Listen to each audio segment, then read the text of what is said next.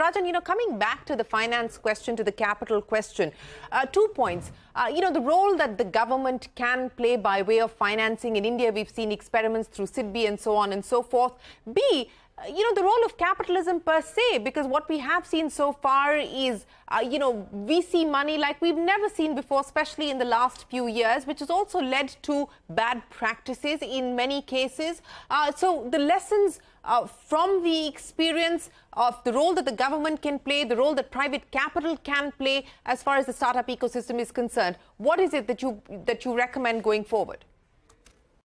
Yeah, so I think on funding, one of the things, we looked at a lot of data as part of the Startup 20 initiative, Shereen, and there were a couple of very interesting insights. One was percentages by GDP, but the other really interesting insight was of the $350 billion that will be invested into startups this year, 2023, that's the forecast, roughly speaking.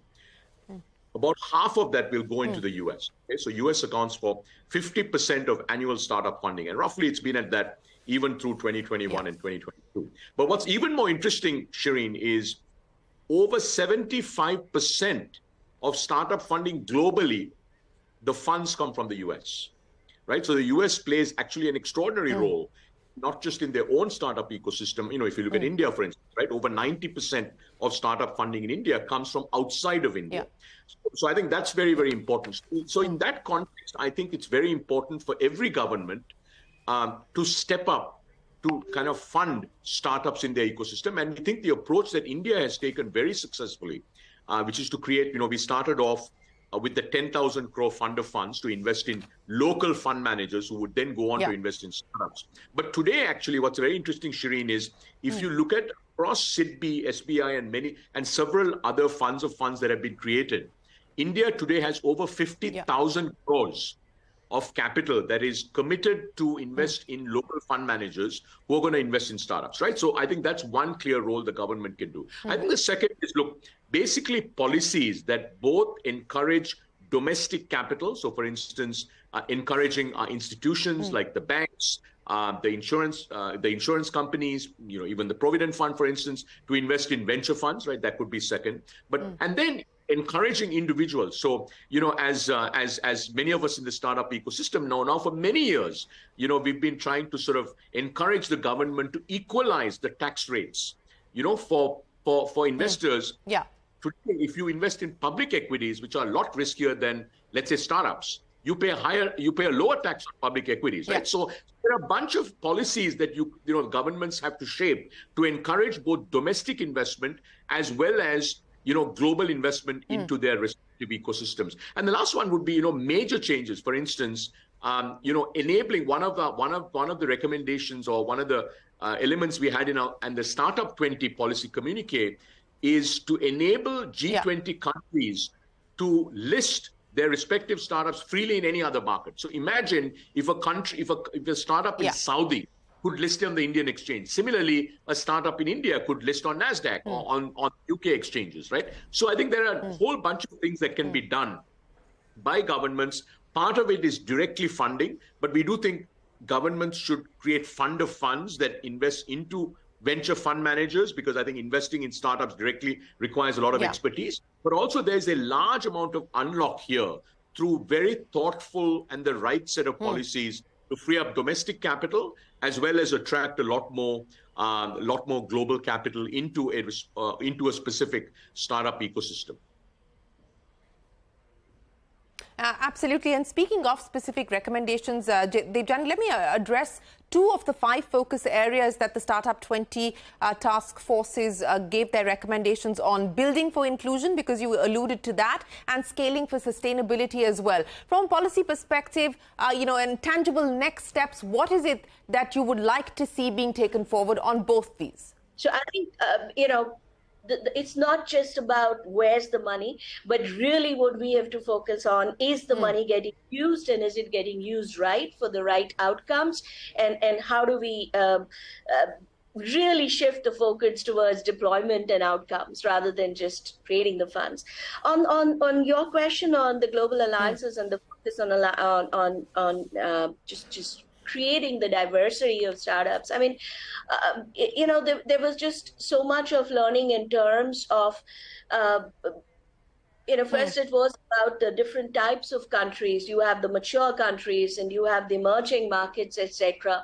How do we ensure that there is enough sharing amongst these countries to learn from it and to create sort of, as Chintan keeps saying, that common denominator in terms of lingo, in terms of best practices.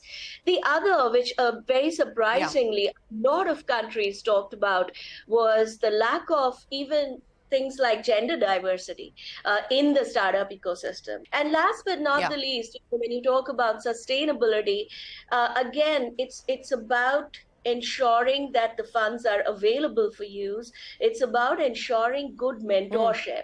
So in the Global Alliance Group, a lot of focus was given to creating a really group of, a network of global mentors to work with startups, not just in terms of business plan development, but say an Indian startup wants to go and set up business in South Africa.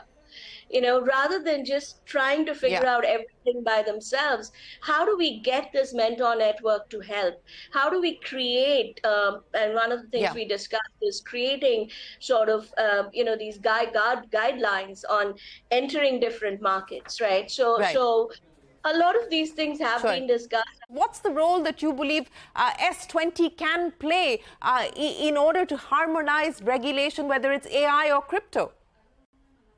So I think, Shereen, it's interesting you use the word harmonize, because, the highest level principle that we started out with from the very first brainstorm we had was that we want harmonization of the global startup ecosystem, but we want autonomy of local startup ecosystems.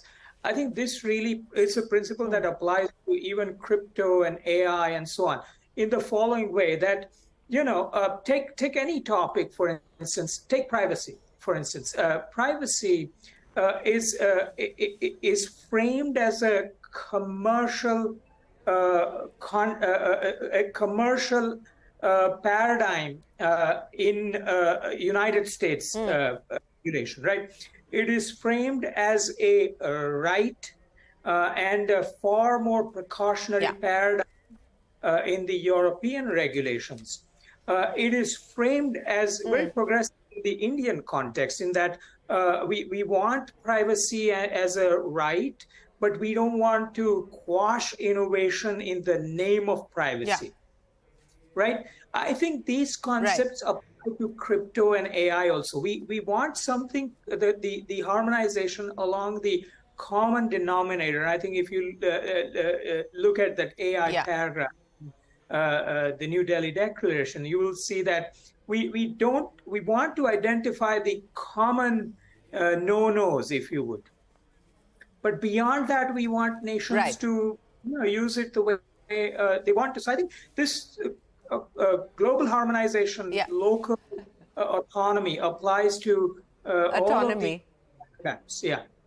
And can I say, absolutely. And this is we're totally out of time, Chintan. Very quickly, 10 seconds. No, I was going to say that I think in your idea about sustainability, the idea was that there are so many startups that are of global interest. First such domain may be SDG, but there are many such domains. We want a mechanism to be able to identify them and scale them globally, and that's what we were trying to articulate in the communique. Chintan, Rajat and Debjani, many thanks for joining us here on this special edition of Young Turks. That's it then on Young Turks. We'll take a quick break. We're back with you in a moment with a lot more.